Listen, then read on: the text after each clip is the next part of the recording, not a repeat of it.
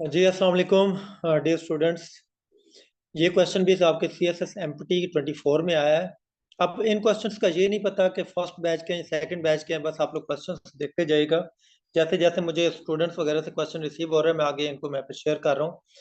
Question में कहा जा रहा है train of length 91 metre crosses a bridge of length 231 metre in 1 second.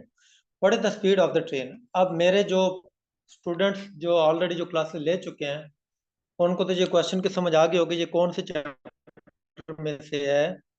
ये हमारा चैप्टर आता है जी time distance direction problem train problem, जिसको ट्रेन प्रॉब्लम चैप्टर कहा जाता है। वहाँ पे हम लोग एक फार्मूला यूज करते हैं S is equal to V T. S stand for distance, ये हमने 9th 10th फिजिक्स में भी पढ़ा था। वी स्टैंड फॉर वेलोसिटी या स्पीड, और टी स्टैंड फॉर टाइम। अब यहाँ पे अगर मैं देखूँ ना, जो भी डिस्टेंस हमारे पास आता है ना, जैसे ट्रेन की लेंथ है, ट्रेन की लेंथ को भी हम लोग डिस्टेंस, इसी तरह ब्रिज की लेंथ को भी हम लोग डिस्टेंस लिखते हैं।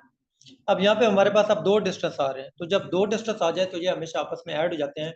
इनका इसी फार्मूले को हम लोग अमेंड करते हैं, S1 plus S2 is equal to VT। ठीक है।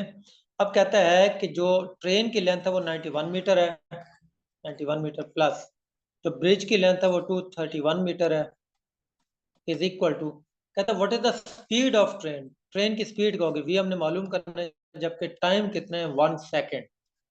ये 1 सेकेंड, 1 सेकेंड में वो उसको क्रॉस करते हैं। अब हमने ये देखना है इसकी वेलोसिटी कितनी आनी चाहिए।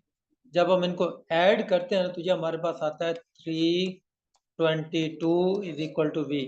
1 उधर जाके डिवाइड होगा तो 1 आ जाएगा, तो वेलोसिटी इसकी कितनी आ रही है, स्पीड 322 मीटर पर सेकेंड।